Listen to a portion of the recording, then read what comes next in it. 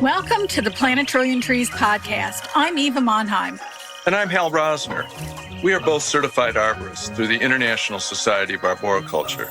The purpose of our podcast is to encourage tree planting and proper tree care for our urban forests, which include neighborhoods, parks, and other open spaces. We will also cover a myriad of tree topics, including the important role trees play in relationship to the climate crisis. Thank you for joining us.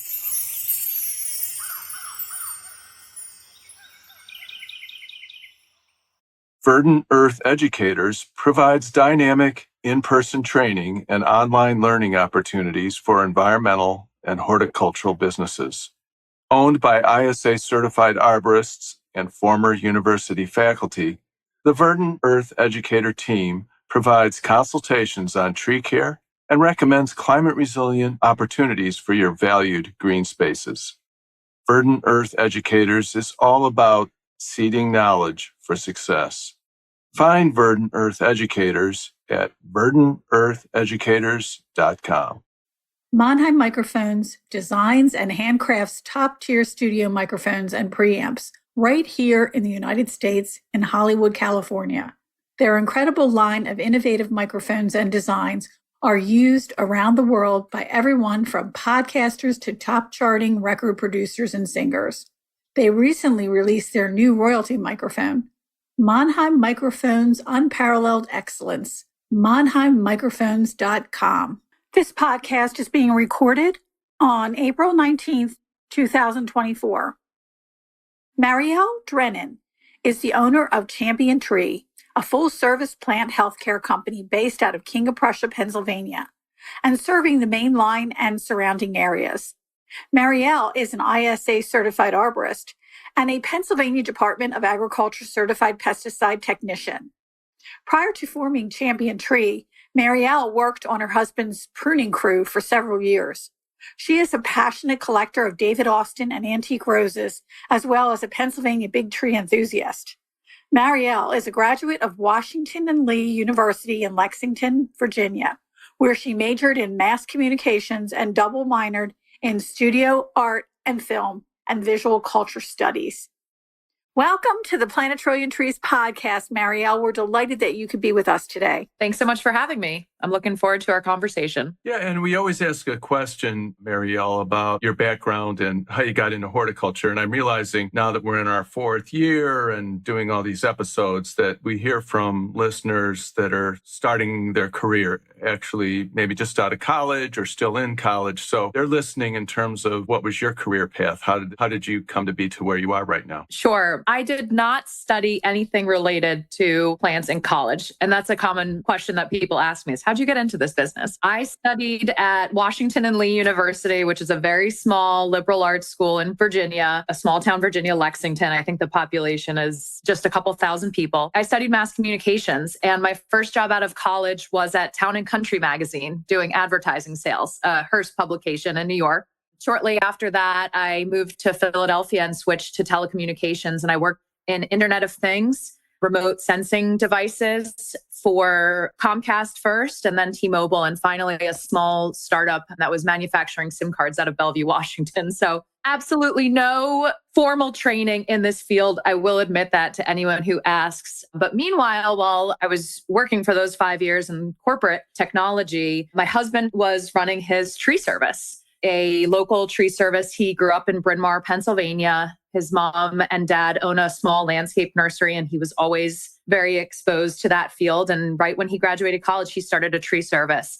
And so while I was at my desk every day, he was out 80 feet up, pruning a tree or removing a tree. So that was always going on in the background. And I like to say that we fell in love at Public Gardens. When we first started dating, I was 19 and he was 22. And didn't have a lot of money. So we would go to Chanticleer for free because he was in the trade. He'd show his business card and we'd have a picnic at Chanticleer and walk around. And so many of our earliest, fondest memories were visiting free local gardens. Our first date was at a state park. And so he taught me all about landscaping and tree work. And I really think that some of what brought me into this space was his passion for the outdoors and that we fell in love doing things outside together. So it all culminated for me in a moment when I was just sick of corporate, sick of my job.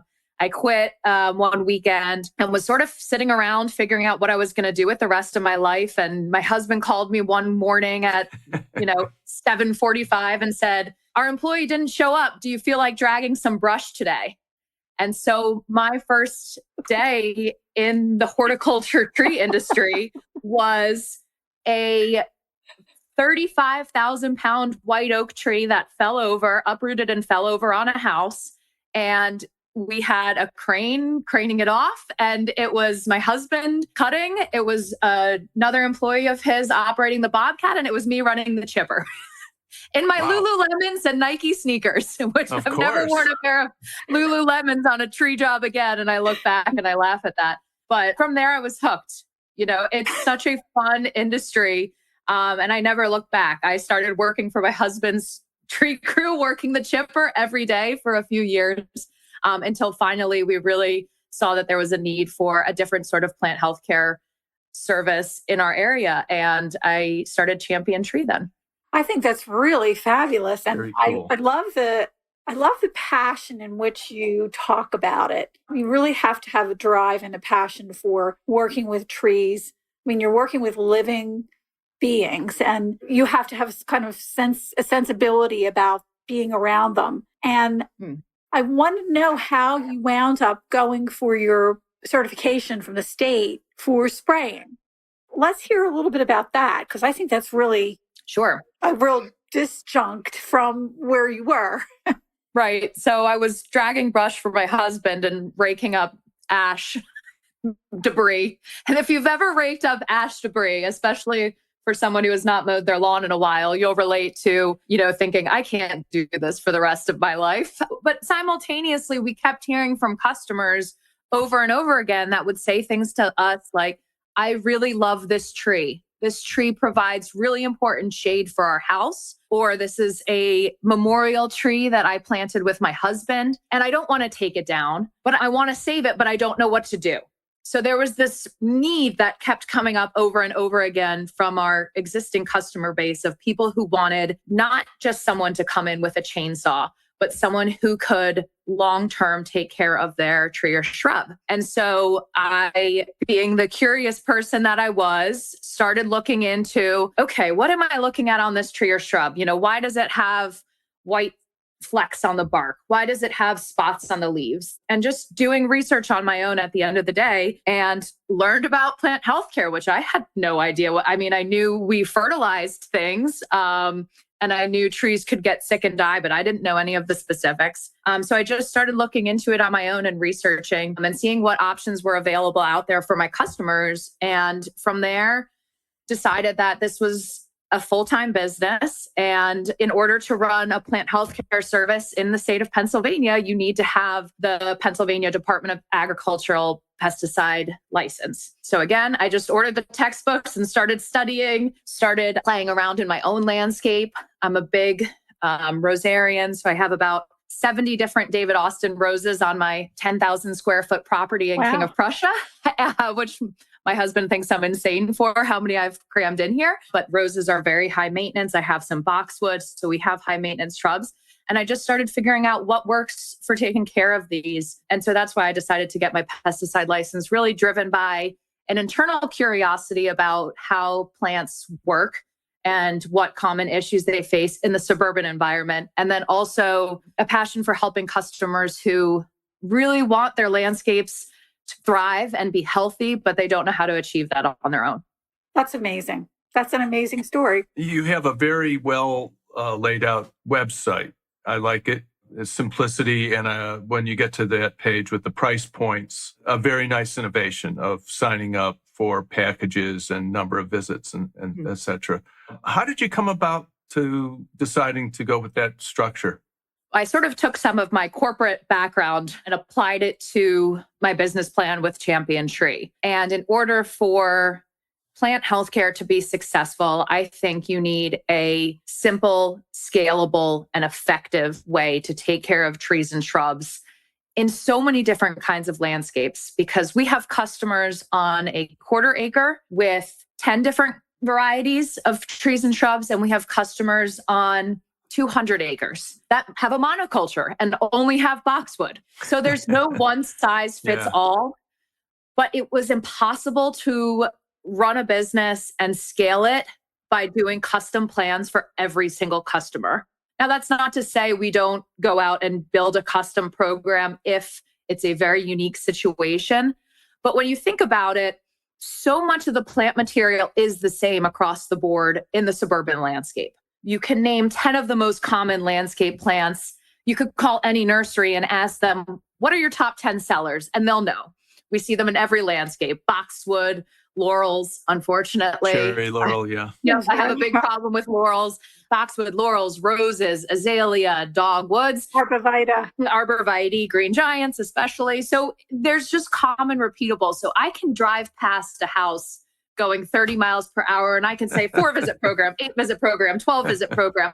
And that's really all it should be. It should be that easy for the customer to understand and for our team to be able to get people signed up and start getting on the property to visit. And it's made life so much easier now that we have a set number of visits. And we look at when insects and diseases will be the most prolific. And your 4 visits, if that's what you've signed up for, are timed with the plant material you have and what happens to be active at certain parts of the season. And that's how we know when your 4 visits will occur.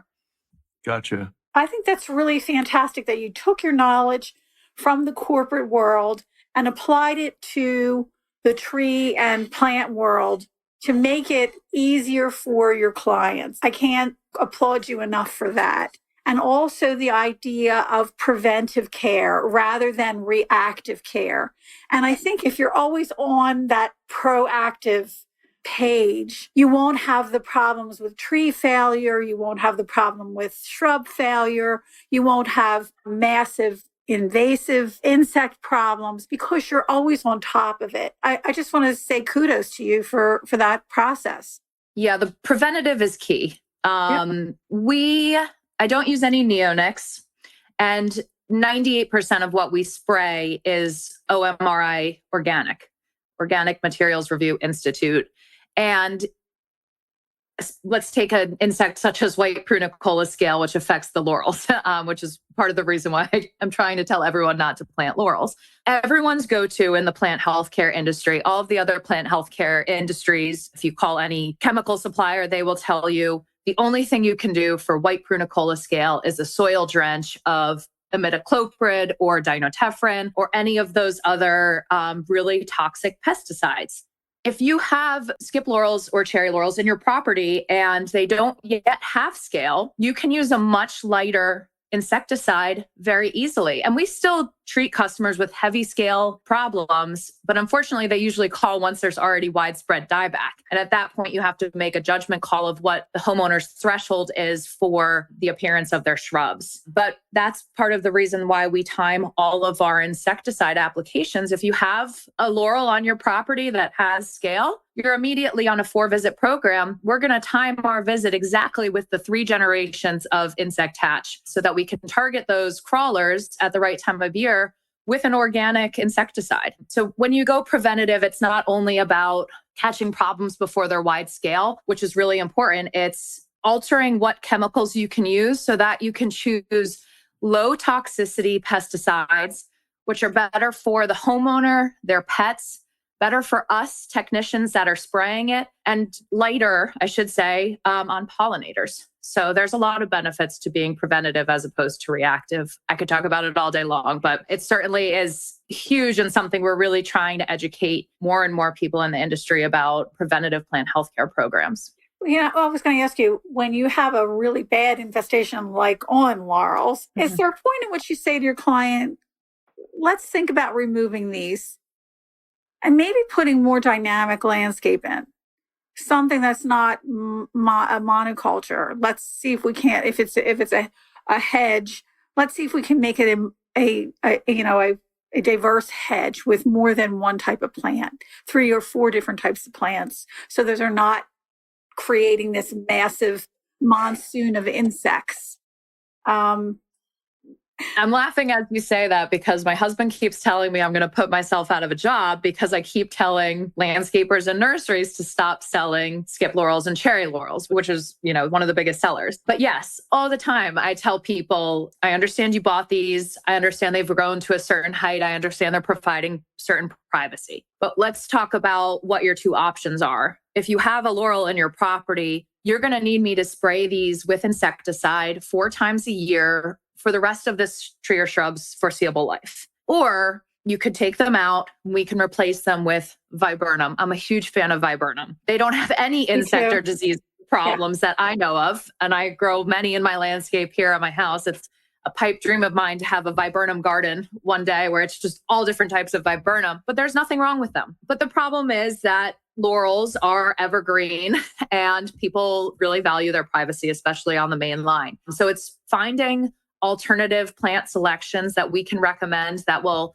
both achieve what they're looking for in terms of privacy or, creating an evergreen hedge, maybe to protect HVAC equipment or swimming pool equipment, finding an alternative to replace that won't be as insect or disease prone. And again, so at the end of the day, I don't want to come to your property and have to spray insecticides 8 times a year or whatever, whatever the issue is we're dealing with. I would rather not do that. But, it's also that trade-off of what exactly they're looking for and they're trying to achieve with that particular shrub. There are some evergreen viburnums. Mm-hmm.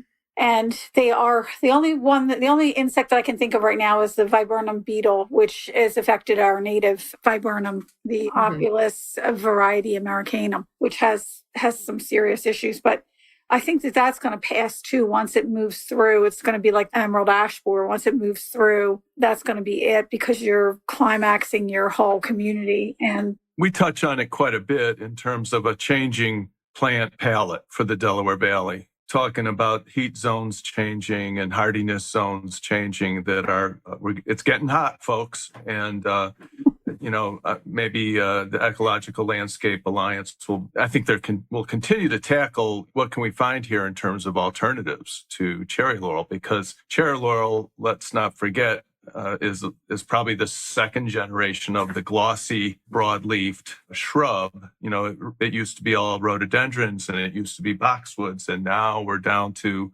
a species coming in from Asia. And for all we know, I don't know for sure if the prunicola scale is a reaction to heat and periods of dryness and periods of extreme wetness. There used to only be 2 generations a year of the white prunicola scale. Okay. Now there's a 3rd generation. So the growing season. Yeah. You're absolutely right that heat is impacting the amount of offspring that the white prunicola scale are producing per year. And it's becoming a massive problem for that reason. Yeah. So you're absolutely right.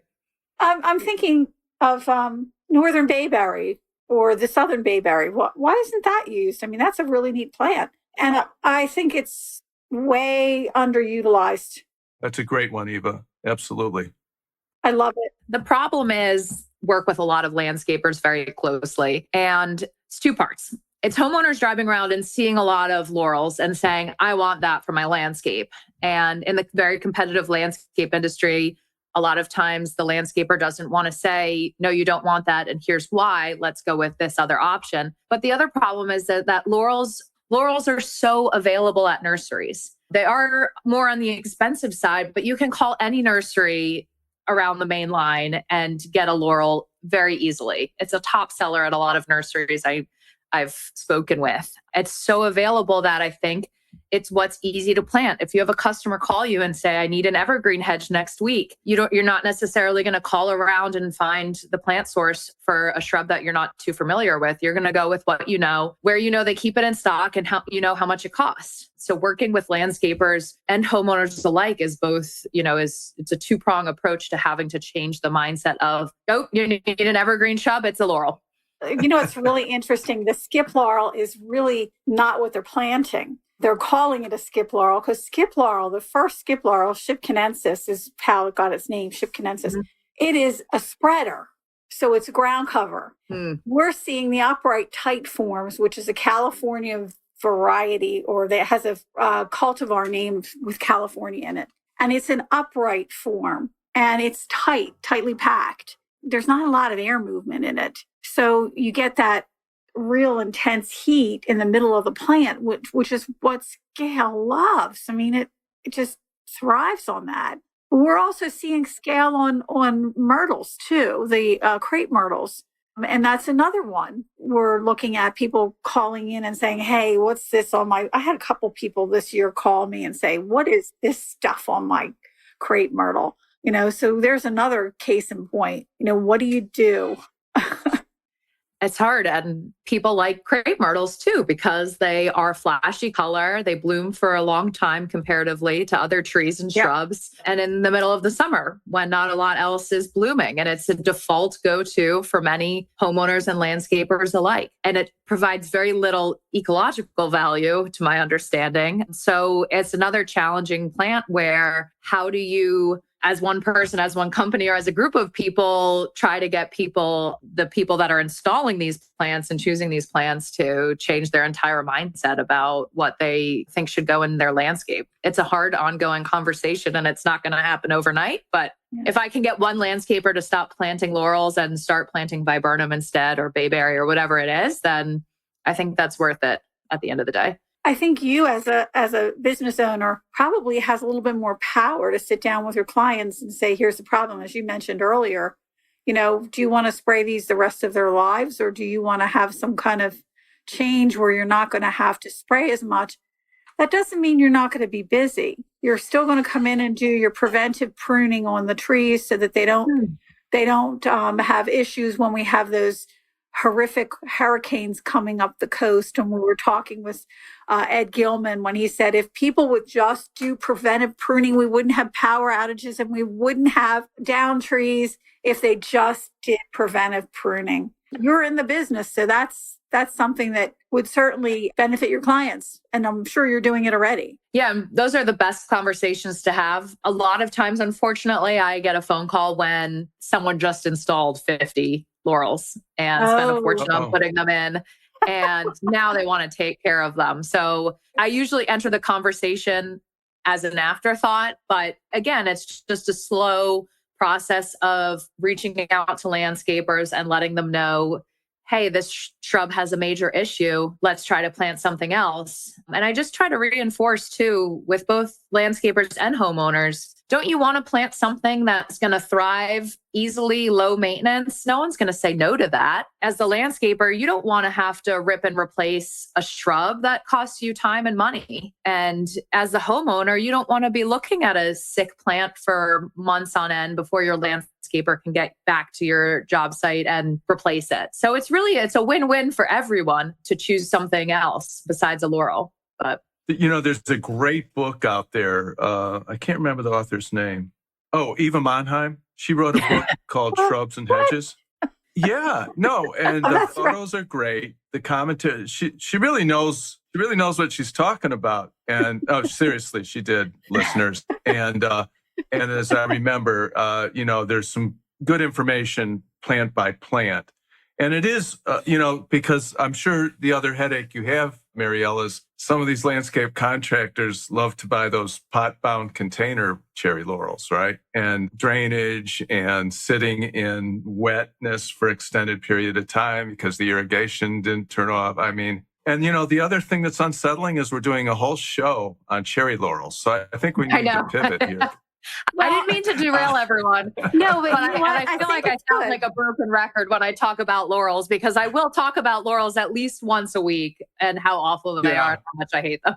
Well, and you know what? Yeah, let's change the game. Well, and here's the other thing. You know how we got into the invasive mess was because they were planting too many of one thing. And then they took off because the plant felt comfortable enough that it could reseed, and the birds decided, oh, it is good. I think I'll spread the seed. And this is how we got into the circumstance that we're in now. So having these talks, I think, is really good. And the other thing I wanted to mention, are you familiar with Instant Hedge? Have you seen Instant Hedge at all? Okay, I don't think I have, no. Okay, so Instant Hedge is They're growing these like cherry laurels in a field, and you could pull them all up at once, and then they go into someone's home all at once, like in one big long strip. Okay. So what I'm thinking is, if the instant hedge people would create hedges that are multi species, and people see these dynamic hedges in the nursery, this is an option that you could buy, a varied hedge. Wow. Wouldn't that be something? Mm-hmm. You know, even if one of the plants in there has a disease, you go in and spray that one plant. It's not the whole entire hedge. It's every fifth one or every sixth one or something like that, where you're not constantly trying to control a massive insect infestation. You should write a letter to Instant Hedge. I think I will, because I know the people, and I was really impressed with what they could do in a small amount of time, especially if you're moving into a home that is totally stripped of all the topsoil, and you could have a garden very quickly. But, you know, having these instant hedges that would be multi species, wow. You not only have, you can also adjust your bloom times. You can have one for spring bloom, one for winter, late fall, one for winter bloom, you know, make up something like that. And we're like, what? That would stop traffic. It could be as simple as a click through something on their website. Do you want evergreen? Yes or no? Do you want spring flowers? Yes or no? What colors do you like? It's that easy, and it could spit out the perfect hedge for you. And everybody has a different mixed hedge.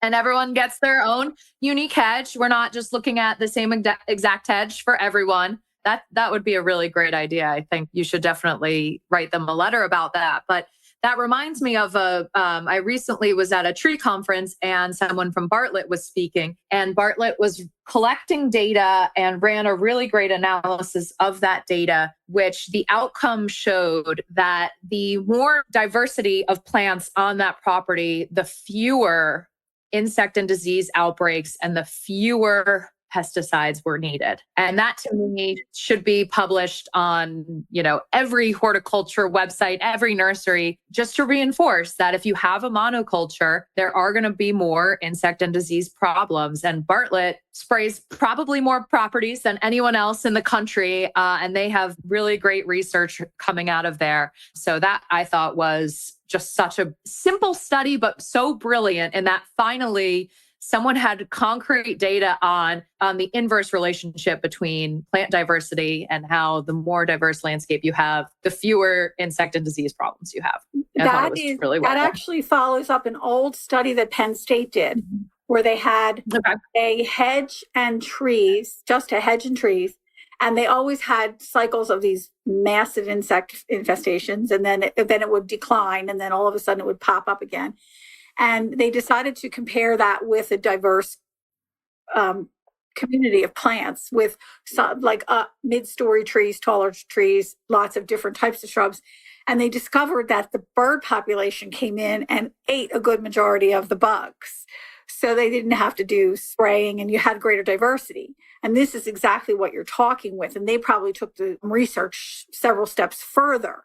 And I think that this is where, you know, Doug Tallamy talks about diversity, and, you know, a whole host of people talk about diversity. I'm thinking of Suzanne Smard with her book, and, you know, how it's important to have diversity even when you're growing trees for timber, because that diversity helps the trees to survive and thrive in those conditions. And I think your ideas about how you work and how your company approaches things is really refreshing and a good model for others to follow. I hope so. And going back to, you know, my husband saying that I'm going to put myself out of a job, and other landscapers I work with saying, you should love being so busy with skip laurels. To me, it's like we're in a suburban environment. There's always a need for plant health care. My favorite plant health care service is a nutrient application. If you hire me, and one of my favorite services that I offer are full property fertilizer, full property nutrient applications. And we will feed every single tree and shrub on your property. Based on what that is, we'll have a custom blend of fertilizer for that specific tree or shrub. And it's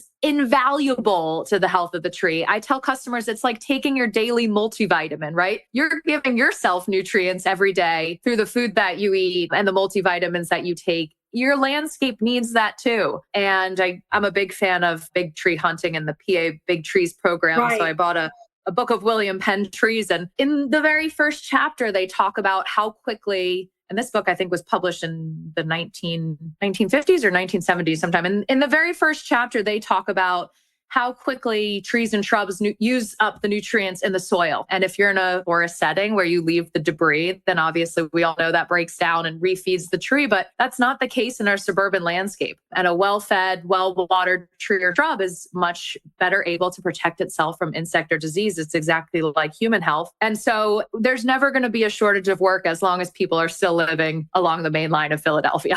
And especially also with the unfortunate uptick of invasive insects and diseases from primarily Asia, but other areas overseas, such as emerald ash borer. Well, somebody once told me that nature loves abundance. It doesn't love scarcity. So if that's the case, like you said, you're going to be busy forever, however long you want to work. Yeah. And the exciting thing is that people will always be passionate about their trees and shrubs. There's no shortage of people that value the appearance of their trees and shrubs, but also the emotional and financial benefits of having a healthy landscape. So I think we can certainly all continue to educate customers to choose better trees and shrubs while also continuing to stay in business. So it's definitely an ongoing fun conversation to have with others in the industry. As we see the climate rapidly change, and as the scientists continue to emphasize, it's actually changing faster than projected. I think the podcast and our work with it is showing us that the businesses are evolving along with that. There's a response to it. In fact, I wanted to ask, do you do anything with supplemental irrigation, like July, August, when it's hot and dry and you have a bunch of newly planted trees that a landscape contractor's handed off? Definitely. We do offer water management programs. So we'll do both routine filling of gator bags for newly installed trees. Last summer, I had a good customer install a entire sod lawn in the middle of July. So I remember every morning for 2 weeks straight, I was watering the lawn. But yes, irrigation is a huge part of plant health care.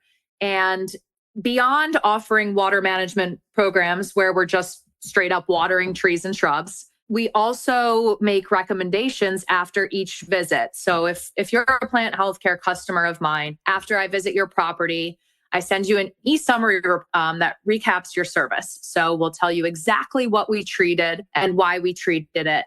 But then we also at the bottom list areas of concern, which is a great way to communicate with customers about their properties, especially related to irrigation. So if they have an in-ground drip irrigation system or sprinkler system, we can make recommendations on adjustments they could make to certain areas. So we noticed it's really wet in the back of your property and it looks like maybe you've had your irrigation running a little bit too much, or it hasn't rained in 10 days and your tree is vulnerable to bacterial leaf scorch, which is especially a problem during periods of drought. So if you could leave your hose running at the base of your tree, that would be great. So we use that part at the bottom to make observations and recommendations to the customer when a lot of times it is something simple as tweaking a setting on an irrigation or watering their mature tree once a week in the period of drought, which last year we had 2 6-week droughts. So that was included in almost every single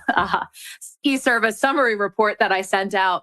And then finally, we use water management products, moisture manager products. So there are great adjuvants that you can mix into your fertilizer and soil inject that will basically act as water magnets and pull water molecules out of the surrounding area to the root of the tree or shrub. And it's a fantastic way to make that tree or shrub more resistant to potential drought stress. So those are some ways we're addressing it. But again, it's an ongoing challenge of our changing climate. Yeah. One thing I love to play around with as an arborist was getting clients to sign on for whole tree mulching. So you would take a relatively sizable mature tree, maybe a 32-inch red oak, and convert a swath of turf, maybe coming off, 12, 15 feet radius off the trunk, and then come in with a quality compost and wood chips and air spade or not. The client had the option of okay, we don't have to use the air spade. It's just going to take a little longer for the soil structure to break down. But always very satisfying, especially with midsummer watering, to set up the oscillating sprinkler or a soaker hose and see how well the ground was taking it in. But yeah, you mentioned 6-week droughts followed by inundations. And it's such a crazy climate to manage moisture. Really is, yeah. And then all the secondary problems that go with it, like foliar fungal diseases. Yeah. So, well, and I think when you do this proactive care, you not only get a tree to last longer or live longer in maybe a more stressful location where it might not have the water and you're asking your clients to water, but it also, we always have to keep going back to that human health. Those trees provide not only good mental health, but also good physical health. When they take care of their trees, they're taking care of themselves. If that point could get through to people, it would be a godsend. It really would to have that happen. And I just think, seeing things that I see and, trees that are misplanted and they're falling half over, and the idea that a tree needs to have water and people won't even consider watering it, it just doesn't make any sense to me, The benefits of trees really can't be quantified. I mean, I have a page on my website, why do we love trees so much, essentially, that has a ton of really cool information. Who would guess that having tree-lined streets increases the amount of sales that retail stores do? Right. Who would think that it lowers crime rates? Who would think that it reduces stress? I mean, there's so many different benefits. Again, financially, emotionally, we have a major mental health crisis in the United States. And I wish that people would start prescribing visits to a public garden as part of their programs instead of always defaulting to taking a prescription drug. But I think that trees really have the ability, and landscapes in general, to completely change a person's life. If only we can somehow communicate that to the masses, I think we would be in a much better place as a country, as crazy as that sounds and as broad of an idea as that sounds. I mean, well said, by the way. Very well said. Yeah. When Michigan had the first outbreak of emerald ash borer, and they had to remove tens of thousands of trees down the main streets of the communities within Michigan, they discovered, it was like a backwards study, that when those trees were gone, mental health issues shot up 20%. They started putting trees back in, but hopefully those trees will get big enough for people to actually have that response mentally, that they're going to feel better. They're going to feel healthier having that. I think, wasn't it also, and it might have been a different study, but I thought also somewhere in the country, all of the ash trees dying from emerald ash borer shot up heart disease rates as well. Yes. I think it was primarily in women, which is unfortunate for us. But these studies speak for themselves. And why they're not on every news station, I don't know. They would be if I was in charge. But it's a huge conversation. But we can be happy for things like the Philadelphia tree plan. And I think a slow change starting to happen across the board where thankfully more and more people are recognizing the impact. Have you read Wild Philly? No, I haven't read Wild Philly. I would highly recommend it. And Mike Wheelbacher, the former director at the Schuylkill Center. There was a little call out on one of the pages there that hospitals, certain hospitals are running, one hospital is running a trial where it's releasing the scent of pine trees into NICUs. Wow. And the baby's heart rates are coming down. And to me, every time I have a customer with a pine tree, you bet that's what the first thing I am telling them. You're so lucky you have this white pine tree on your property. I know it's a pain. I know it drops branches during every storm. I know they have shallow roots and tend to uproot, but can you believe this? That it's lowering the heart rates of babies in NICUs. And a lot of times after telling customers that, they're rethinking their approach to their pine tree. That brings tears to my eyes. Yeah, it really does, because when I teach woody plants at Longwood Gardens, there's a little alley that sits between the restaurant and the conservatory. Yep. And there's a strip of hemlocks there. And as a young girl, when we used to go to the mountains, we would walk in the hemlock forest, and you would feel this incredible feeling of contentment and ease and cooling. And there's something about the air, the fragrance, just maybe not so much fragrance, or maybe it is fragrance, but not of the tree, but the actual smell that smelled healthy. And so when the students are in that area, all of a sudden they always say, "Oh, it feels cooler here." I said, "Yeah, that's that feeling of the hemlock, the powerful feeling of the hemlock when you stand underneath it in the summertime in that one little spot on campus. You just feel like you're transported someplace else." I could see where the pine smell would be definitely something that would change heart rates, you know? Mhm. Yeah, it's Well, it incredible. feels like aromatherapy's been around for thousands of years, and that is a terrific innovation. Absolutely. Not to be a downer, but can we circle back to another problematic plant before our time is up? Why not? Well, you mentioned that you're keeping your boxwood collection healthy at your home, and I guess how's it going on your clients' properties? It's going really well. Where Good to are we? hear. April 19th. So we can be expecting the boxwood leaf miner hatch any day now, which I'm very excited about. Last year they hatched on May 5th. I know these are the things that I'm like, okay, Yeah. what's hatching today? Yeah. I'm so excited. But I know I sound like a crazy person. No, we what you love just that. said. Well, and also all the bug people I've known over the years do the exact same thing. Yeah. Like, here comes that hatch. This is the greatest day of the month. It's like, I guess. But go ahead. Well, no, we have a spreadsheet of growing degree days and then the insect hatches and disease hatches that correspond with that. My employee Hannah's really taken the lead on, but it's really cool to be able to say, hey, we're at growing degree day 500. Here's what we're scouting for today. Here's what should be hatching, and scouting it and treating it as needed. But the boxwood, so yeah, May 5th last year was the boxwood hatch. So I'm looking forward to that. But other than that, huge issue, of course, being the different blights that affect boxwood. And there's no cure for blight. Once you've got it on your boxwood, it's all about management and suppression.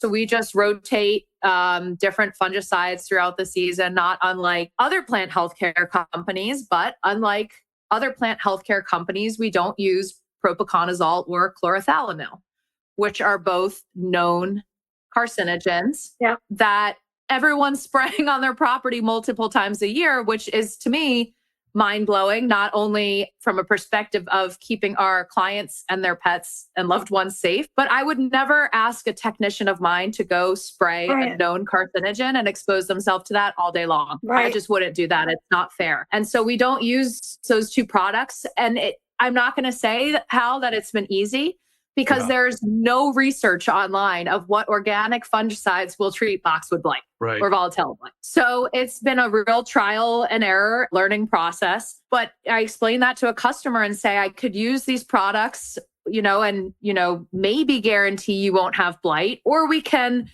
bear with me and we'll work through finding organic products that are really effective for controlling this issue. Or as a final option, you could tear out your boxwood and replace it with something that doesn't have this issue so that you don't have to have anyone spraying anything. And I've never had a customer say, please spray the known carcinogen on my property. I really want that.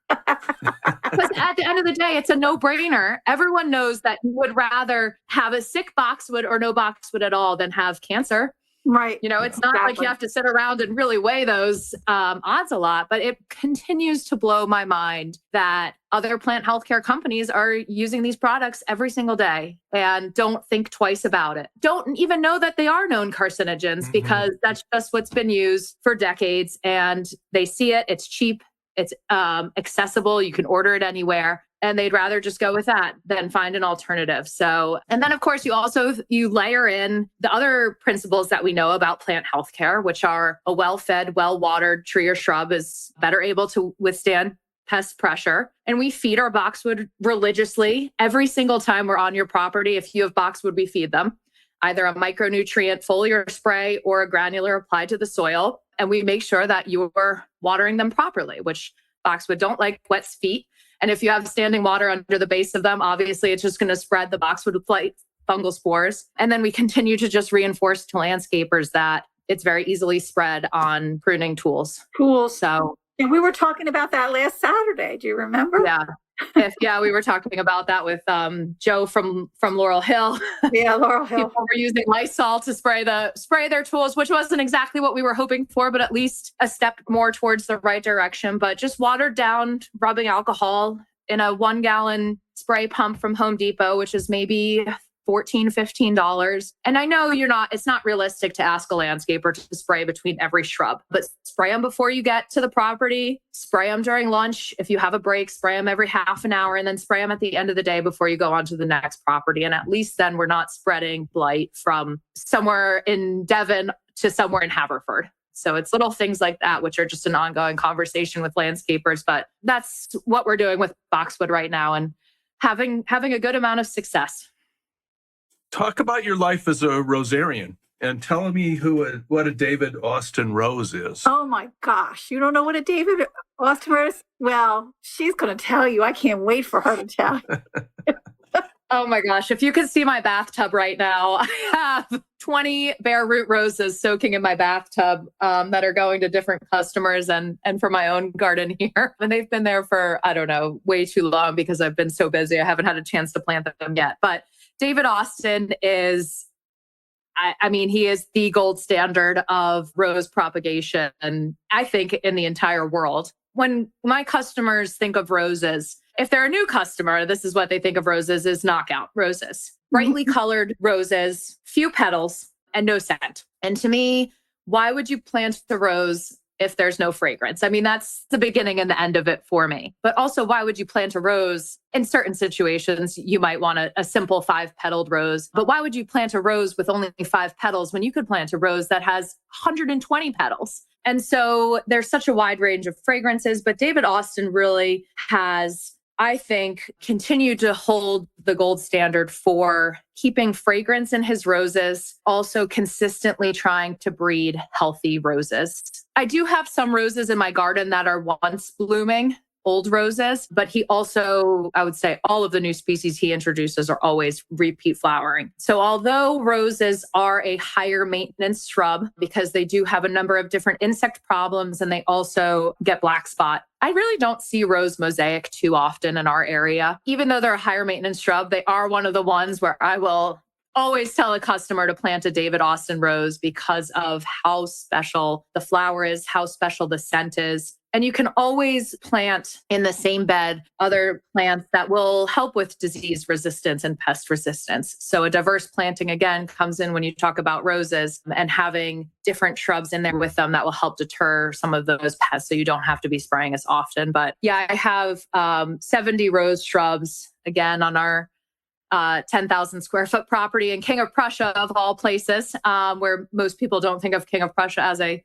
horticultural hotspot, but here on my front lawn, I think it is. But it's an addiction of mine. I probably need to seek some help with the problem because I just keep ordering them and finding a spot for them afterward. But to me, it's like a hemlock tree, Eva. It's something that you can't quite say why it makes you feel the way you do, but I could spend all day smelling Scepter to Isle, one of David Austin's roses, and just be an absolute heaven.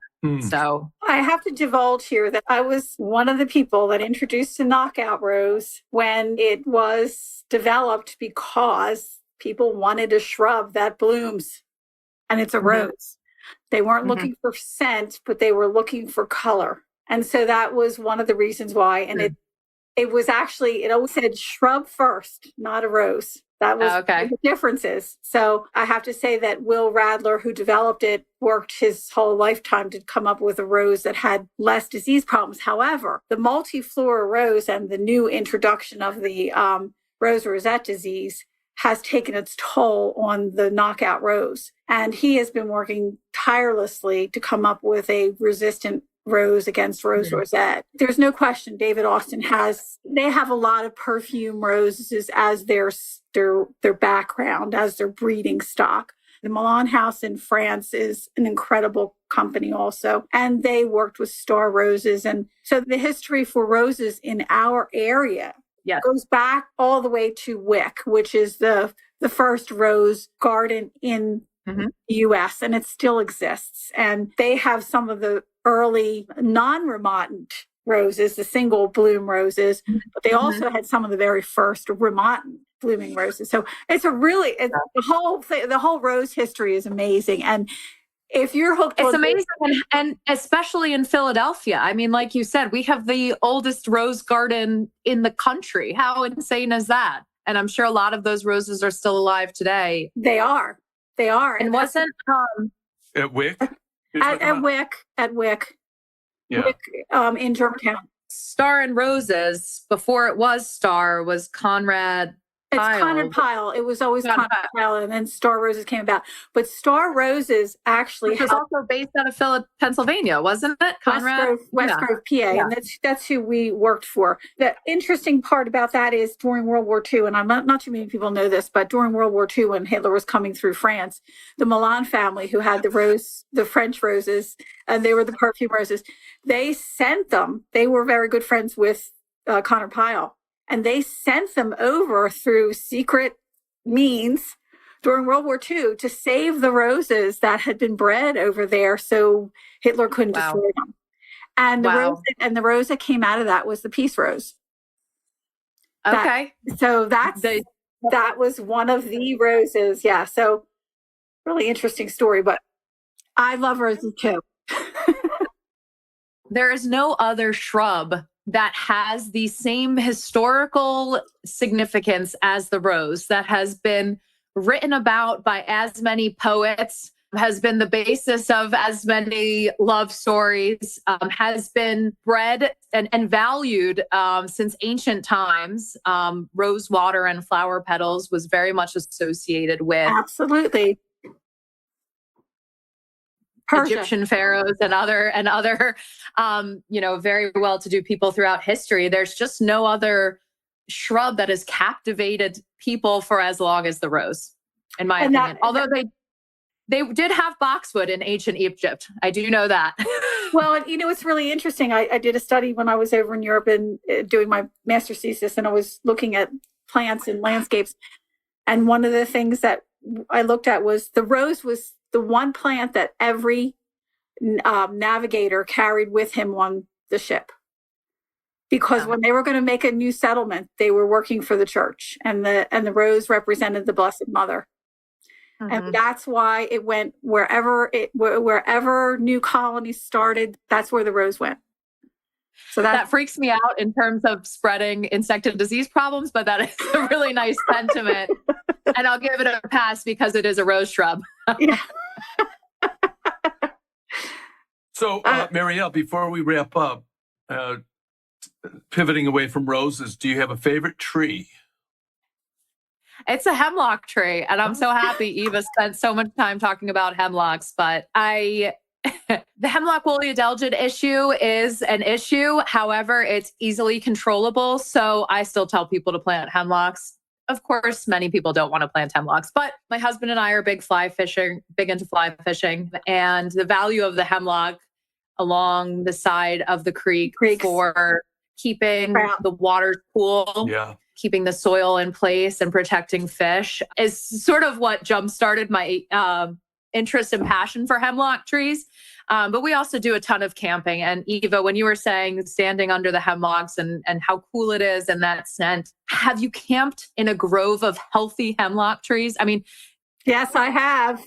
Yeah, we camped down in Virginia, and I just get so excited when I'm like, look at these hemlocks. There's no woolly adelgid. Yeah. This is fantastic. Or if you go up to Vermont, I mean, to me, seeing a healthy hemlock tree that's full all the way to the bottom, that hasn't been elevated, to me is just, there's no way to describe how happy that makes me feel. And of course, I'm just taking crazy pictures of hemlocks, or even coming across a customer on the main line with the healthy hemlock is such a joy for me. I don't know why I love them so much. And maybe it is a little bit because of how rare they are now to see a healthy hemlock tree. But I have to say, I mean, there's something really special about it. But are you able to control adelgid in a low chemical way? Yeah, you can very effectively control hemlock woolly adelgid with horticultural oil sprayed twice a year, spring and fall.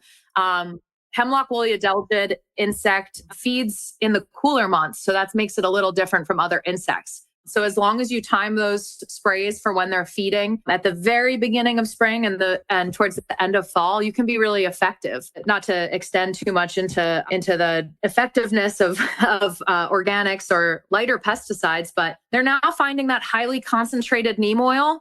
I just read a study that if you soil inject as a directin, which is the active ingredient for highly concentrated neem oil, into the soil around an an ash tree, you can control emerald ash borer larvae. You can't control the adults, but you can control the larvae with highly concentrated neem oil. Wow. Emerald ash borer? The larva.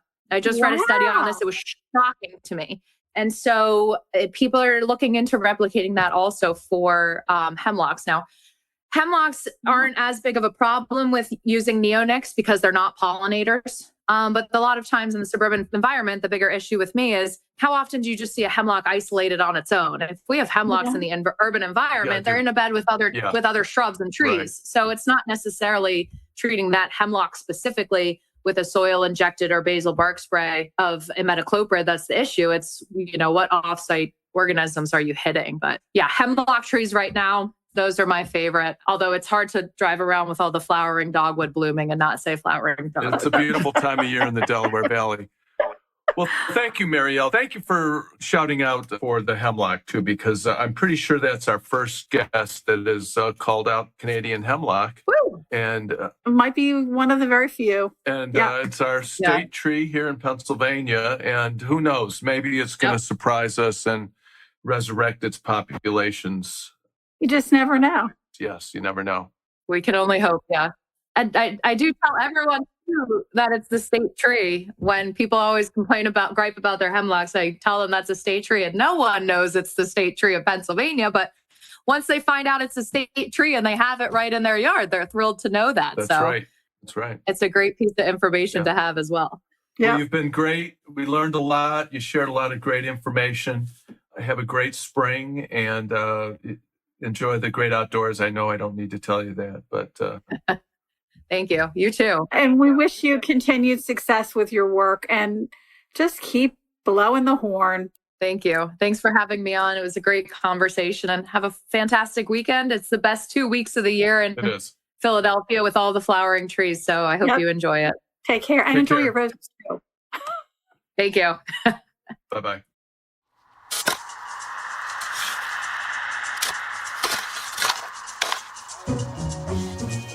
The Plant a Trillion Trees podcast is edited by Andromedan Recordings in Hollywood, California.